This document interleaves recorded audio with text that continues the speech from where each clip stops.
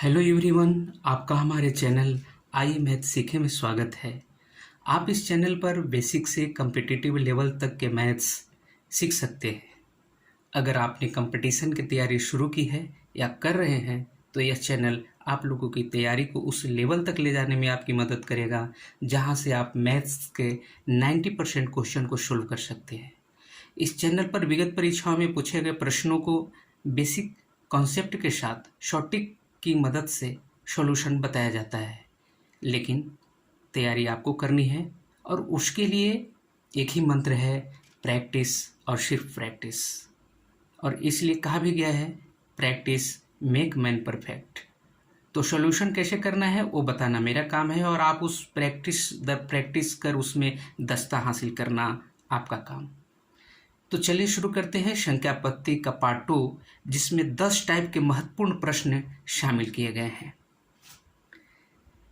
Question number 1 है, संख्या 76573 में 5 का स्थानीय मान और जातीय मान का अंतर कितना होगा। तो ये संख्या है 7,65,732। तो इसमें 5 का स्थानीय मान और जातीय मान, स्थानीय मान और जातीय मान हमको समझना होगा।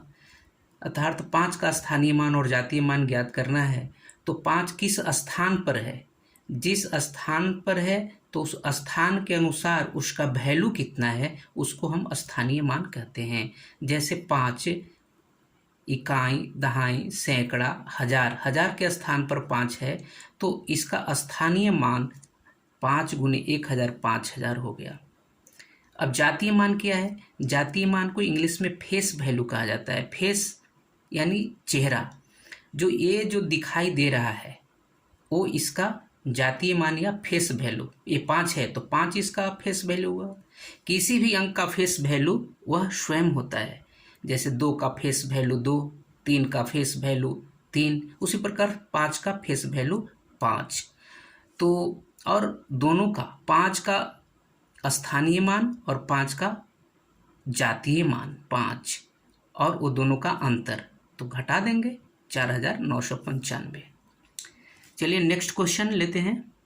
क्वेश्चन नंबर 2 है, क्वेश्चन नंबर 2, 0, 1, 3, 6 से बनी न्यूनतम और अधिकतम संख्याओं का योगफल क्या होगा जब संख्याओं में अंकों का प्रयोग एक ही बार होता है। यानी 0, 1, 3, 6 से बनने वाली सबसे बड़ी संख्या बनाना है और सबसे छोटी संख्या, न्यूनतम माने सबसे छोटी, अधिकतम माने सबसे बड़ी संख्या, तो और उन संख्याओं का योगफल ज्ञात करना है। न्यूनतम और अधिकतम संख्याओं का योगफल। तो बड़ी संख्या बनाने के लिए हम बड़ा अंक पहले लेंगे। 6 सबसे बड़ा है इसमें, उसके बाद 3 है, उसके बाद 1 है और 0 सबसे छोटा है। लेकिन छोटी संख्या बनाते समय अब इसका रिवर्स नहीं करेंगे। अगर 0 को अगर पहले लिख देंगे तो एक 3 अंकों की संख्या हो जाएगी, इसलिए 0 को न लिख करके 1 को पहले लिखेंगे, उसके बाद तुरंत बाद 0 लिखेंगे और फिर 3 और ये 6। तो ये छोटी संख्या बन गई और दोनों को, बड़ी संख्या और छोटी संख्या दोनों को प्लस कर देंगे। ये हो गया क्वेश्चन नंबर 2। अब नेक्स्ट क्वेश्चन देखते हैं। क्वेश्चन नंबर 3, 2 संख्याओं का योगफल 14 है एवं अंतर 10 है, दोनों संख्याओं का गुणनफल क्या होगा। देखिए अच्छा क्वेश्चन है। 2 संख्या है, उसका योगफल दिया हुआ है और अंतर दिया हुआ है, तो और दोनों संख्याओं का गुणनफल ज्ञात करना है। तो इसमें हमको एक फार्मूला हमको याद रखना होगा, ये बहुत इंपॉर्टेंट है। बड़ी संख्या ये फार्मूला बहुत जगहों पे काम आता है, इसलिए इसको याद कर लेना होगा। अगर इस तरह का 2 संख्याओं का योगफल और अंतर दिया हुआ है तो बड़ी और छोटी संख्या को हम बहुत आसानी से ज्ञात कर सकते हैं। बड़ी संख्या ज्ञात करने के लिए क्या करेंगे, ये दोनों को जोड़ देंगे। आपका अगर कैलकुलेशन बड़ी है तो मौखिक भी कर सकते हैं। तो 14 और 10 24 हो गया। योग बड़ी संख्या निकालने के लिए योगफल जोड़ अंतर बटे 2, तो योगफल 14 है प्लस अंतर 10 है, 14 और 10 बटे 2 यानी 24 बटे 2, ये 12 बार में कट गया 12, ये बड़ी संख्या आ गया। छोटी संख्या निकालने के लिए क्या करेंगे, योगफल में से अंतर को घटा देंगे, योगफल माइनस अंतर बटे 2, तो योगफल माइनस अंतर बटे 2, 4 बटे 2 यानी 2, ये बड़ी संख्या 12 और छोटी संख्या 2, दोनों संख्या प्राप्त हो गया। अब कहता है कि दोनों संख्याओं का गुणनफल क्या होगा, तो 12 दूनी 24 हो गया। अब आइए नेक्स्ट क्वेश्चन, क्वेश्चन नंबर 4, एक संख्या 54 से उतनी अधिक है जितनी 82 से कम है, संख्या ज्ञात कीजिए। इसके लिए क्या करेंगे, यानी कहने का मतलब है कि ये 54 और 82 के दोनों को ठीक बीच वाली संख्या, तो वैसी संख्या को निकालने के लिए क्या करेंगे, दोनों को जोड़ के 2 से भाग कर देंगे। तो 54 प्लस 82 136, 136/2 यानी 68। ये 68 क्या है, 54 और 82 के ठीक बीच वाली संख्या है। अब आइए नेक्स्ट क्वेश्चन, क्वेश्चन नंबर 5 है, इतना संख्या है, इस पर जो है घात 513 लगा हुआ है, 2933 का घात 513। अब इसको सोल्व करने के बाद का इकाई अंक क्या होगा। तो ऐसे क्वेश्चन को, एक क्वेश्चन बार बार आता है इकाई का अंक ज्ञात करने के लिए। इसका फॉर्मूला है, हमको इकाई अंक ज्ञात करना है तो इन अंकों को हम ध्यान नहीं देंगे, इन अंकों को बिल्कुल हमको छोड़ देना है, हमको सिर्फ इकाई का अंक लेकर के चलना है। तो इकाई का अंक 3 है। उसके बाद ये जो पावर है, घात है 513, इसको और इससे हमको मतलब है। तो 513 का क्या सॉल्यूशन करेंगे, एक इसमें फॉर्मूला है कि 500 जो भी घात है उसमें हम 4 से डिवाइड करेंगे। 4 से डिवाइड करने का उसके पीछे लॉजिक है कि किसी भी संख्या का पावर 1 होता है। मान लिया जाए कि 3 का पावर 1 है तो 3 होता है, 3 का पावर 2 तो 9, 3 का पावर 3 तो 27, इकाई का अंक 7 आया, और 3 का पावर 4 तो ये 8781, इसका इकाई अंक 1 आ गया। और 3 पर पावर 5 करेंगे तो 81 तिया हो जाएगा 243। यहाँ से फिर ये जो 3 9 7 1 जो आया 4 बार में, घात 1 2 3 4, अब 5 के बाद फिर यहाँ से 5 का आ गया 3, फिर आ गया पावर 6 रखेंगे तो 9 आएगा। तो ये रिपीटेशन होता है, तो इसीलिए 4 से डिवाइड किया जाता है। तो अगर मान लिया जाए कि 4 से भाग दिया, ये जो घात है उसमें हम 4 से भाग लगाएंगे। अब जो इससे भी हमको कोई मतलब नहीं है। अब ये जो रिमाइंडर बचा, जो शेष 1, यही ये 3 पर पावर जाएगा 1, इससे मतलब था। और ये जो शेष आया यही इस पर 3 पर पावर जाएगा 1, तो 3 पर पावर 1 3, इकाई का अंक 3 होगा। इसी प्रकार से रिमाइंडर 1 बचेगा, 2 बचेगा, 3 बचेगा। और चूंकि 4 से भाग दे रहे हैं तो 4 रिमाइंडर नहीं बचेगा, 0 बचेगा। तो 0 जब रिमाइंडर बचेगा तो आपको उस संख्या की इकाई पर पावर 4 लगाना है और उसको सोल्व करके इकाई का अंक ज्ञात कर लेंगे। चलिए नेक्स्ट क्वेश्चन देखते हैं। यह है क्वेश्चन नंबर 6, किसी संख्या को 42 से भाग देने पर शेषफल 19 मिलता है, उसी संख्या को 14 से भाग देने पर शेषफल क्या होगा। ये भी क्वेश्चन बराबर कंपटीशन में रिपीट होता रहता है, इसको भी ध्यान से देखें।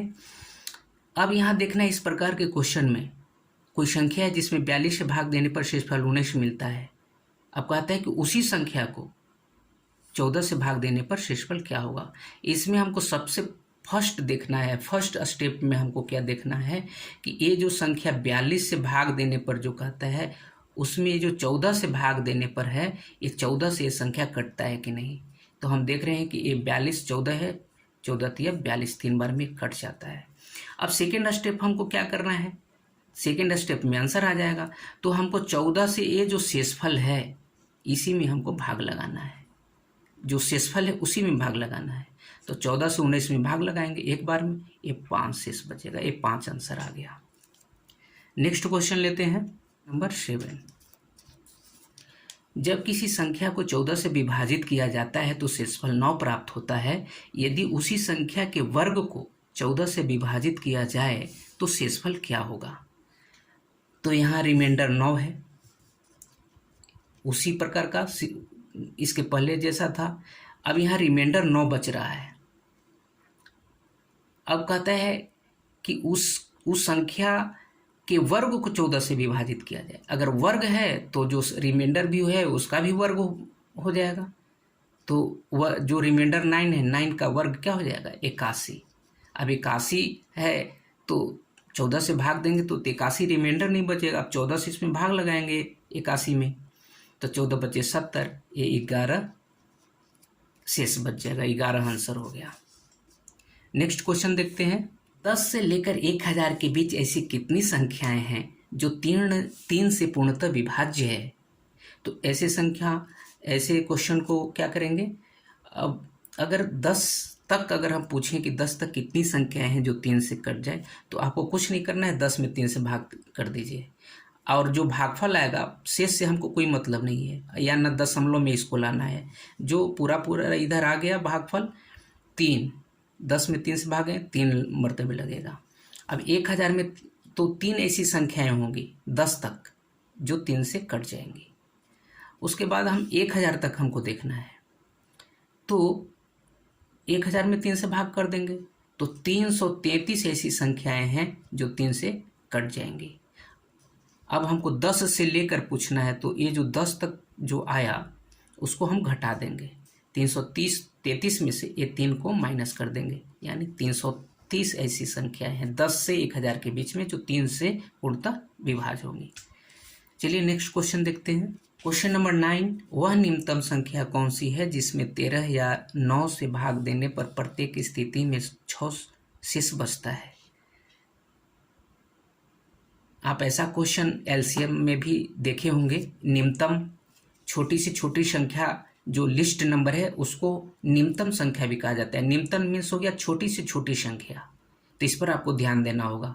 यहाँ छोटी से छोटी संख्या न लिख करके निम्नतम संख्या लिखा है। निम्नतम संख्या कौन सी है, इसको हम ऐसे पढ़ भी सकते हैं, वह छोटी से छोटी संख्या कौन सी है जिसमें 13 और 9 से भाग देने पर प्रत्येक स्थिति में 6 शेष बचता है।